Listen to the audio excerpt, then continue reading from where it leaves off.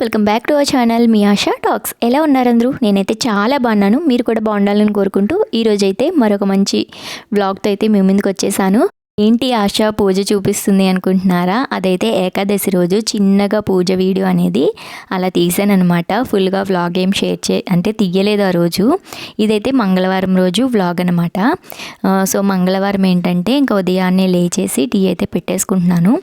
ఇంకా ఏ పని జరిగినా జరగకపోయినా ఉదయాన్నే టీ అయితే మాత్రం పెట్టేసుకోవాలన్నమాట. టీ తాగిన తర్వాతనే మైండ్ అనేది రిలాక్స్ అయిపోయి యాక్టివ్నెస్ అనేది వచ్చేస్తుంది.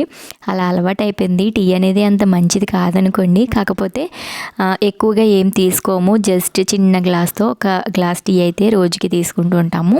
మరి ఎక్కువగా తాగం కాబట్టి పర్వాలేదు. ఇంకా తర్వాత అయితే ఇక్కడ టీ పొడి చూపిస్తున్నాను కదా, ఇదైతే ఇలాచీ టీ పొడి అనమాట. సో ఇలాచీ మిక్స్ అయి ఉంటుంది. టీ అనేది చాలా బాగుంటుంది టేస్టీగా. ఇదైతే కేజీ ప్యాకెట్ తెచ్చుకొని మేము ఇలా డబ్బాలు అయితే వేసుకున్నాను. ఇంకా టీ అయితే పెట్టేసుకుంటున్నాను అనమాట. అలానే టీ పౌడర్ కూడా చాలా తక్కువ వేసుకుంటాను. ఏదో తాగేమన్న పేరుకే, అంటే కొంచెం మైండ్ రిలాక్స్ అవ్వడం కోసం. ఇంకా టీ పడకపోతే మైండ్ అంతా కూడా ఏదోలా ఉంటుంది, తలనొప్పి వచ్చినట్టుగా ఉంటుంది అనమాట. సో కాబట్టి ఇంకా ఉదయం లేచిన వెంటనే ముందైతే టీ పెట్టేసుకుంటాను. అలానే టీలో షుగర్ వేసుకుంటాం కదా, షుగర్ అయితే అంత మంచిది కాదు, బెల్లం వాడడం చాలా మంచిదండి. ఇప్పుడు ఎక్కువగా బెల్లమే వాడుతున్నారు. మేమైతే షుగర్ వేసుకుంటాము. సో షుగర్ వేసుకున్న టీకి బెల్లం వేసుకున్న టీకి చాలా డిఫరెంట్ ఉంటుంది. బెల్లంది కూడా టీ అనేది చాలా బాగుంటుంది. నాకు బెల్లం టీ కూడా చాలా ఇష్టం అనమాట.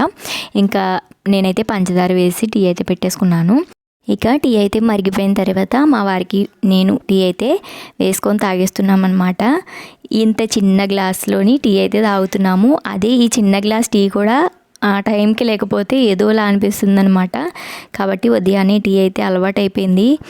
అందమన్నా మానలేకపోతున్నాము. ఇంకా ఆ రోజైతే పిల్లల కోసం అలానే మా వారి కోసం గుడ్లు కూర అయితే వండేసాను. సో గుడ్లు వండేసాను. అలానే ఫ్రిడ్జ్లో ఏంటంటే 3 గుడ్లు ఉన్నాయి. ఇంకా అందుకనేసి వాళ్ళ ముగ్గురికి వండేసి నేనైతే ఇక్కడ మిల్ మేకర్ కర్రీ అనేది చేసుకుంటున్నాను అనమాట.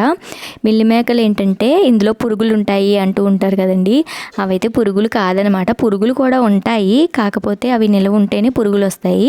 లేదంటే ఇలా చిన్న చిన్నగా పిప్పులా ఉంటుంది కదా, అదేంటంటే మనకి ఇవి సోయాబీన్స్ మొత్తం అందులో ఉన్న పాలు మొత్తం కూడా తీసేసిన తర్వాత వచ్చే వేస్టేజే ఇది సోయా అనమాట, అంటే మిల్లి మేకలు అనమాట.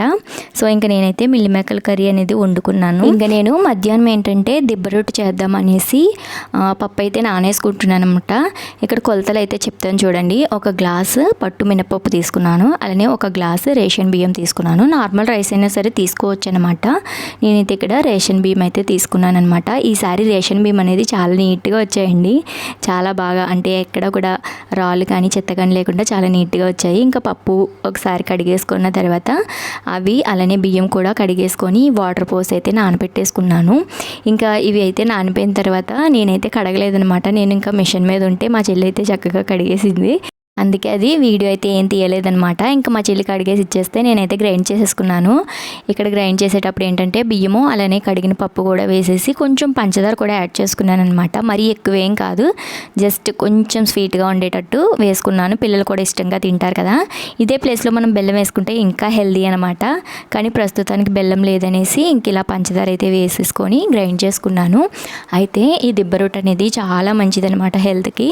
అలానే మనకి బోన్స్కి కూడా చాలా మంచిది. మెయిన్గా టీనేజ్ అమ్మాయిలకి అలానే ఆడవాళ్ళకి చాలా మంచి ఫుడ్ అని చెప్పొచ్చు. మనకి నడుం బలానికి బాగా ఉపయోగపడుతుంది. చాలా టేస్టీగా కూడా ఉంటుంది. ఈ దిబ్బ రొట్టె అనేది రోజు కాకపోయినా అప్పుడప్పుడైనా సరే, కనీసం వారంలో 2-3 సార్లు అయినా సరే తిన్నామంటే ఆడవాళ్ళు హెల్త్కి అలానే ఎదిగే పిల్లలకి కూడా చాలా మంచిది. అలానే ఇందులో కొంచెం స్వీట్ యాడ్ చేసాం కాబట్టి పిల్లలు కూడా చాలా ఇష్టంగా తింటారనమాట. బెల్లం కూడా యాడ్ చేసుకోవచ్చు మనము.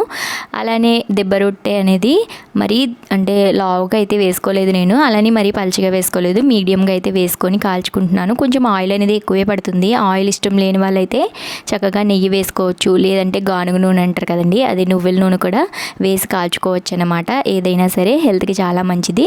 అలానే ఆయిల్ ఎక్కువ వేస్తేనే మనకి చక్కగా కాలుతుంది. అలానే కొంచెం దిబ్బగా వేసుకుంటే, అంటే దిబ్బ రొట్టె కాబట్టి దిబ్బగానే వేసుకోవాలి. అలా వేసుకోవడం వల్ల మనకి తిప్పేటప్పుడు కూడా చాలా ఈజీగా ఉంటుందన్నమాట. అలానే విరిగిపోకుండా కాలాలి అంటే మాత్రం ఖచ్చితంగా మూత పెట్టి ఉడికించుకుంటేనే మనకి విరగకుండా చక్కగా వస్తుంది. ఇలా చక్కగా ఒక సైడు బాగా కాలిన తర్వాత రెండు వైపు కూడా చక్కగా తిప్పేసుకొని కొంచెం ఆయిల్ యాడ్ చేసుకొని ఫ్రై చేసుకోవాలి. అప్పుడు మనకి బాగా కాలుతుంది, లేదంటే మధ్యలో పచ్చిగా ఉండిపోతుంది అనమాట.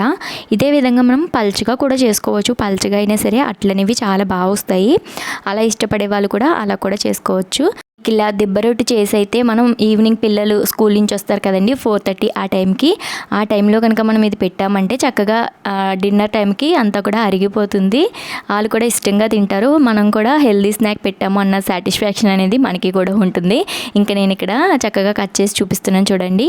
మంచి సాఫ్ట్గా స్పాంజీగా భలే టేస్టీగా వచ్చింది. మీరు కూడా తప్పకుండా ట్రై చేసి మీ పిల్లలకి అలానే మీ ఇంట్లో వాళ్ళకి కూడా టేస్ట్ చేయించండి. మీరు కూడా తినండి, హెల్త్కి చాలా మంచిది కాబట్టి. వీక్లీ 2 టైమ్స్ లేదా 3 టైమ్స్ అయినా సరే చేసుకొని తిన్నామంటే చాలా మంచిది. మరి ఈ వీడియో ఎలా అనిపించింది అనేది కామెంట్ సెక్షన్లో షేర్ చేయండి. అలానే వీడియో నచ్చితే మాత్రం చిన్న లైక్ చేయండి. Thanks for watching. బాయ్.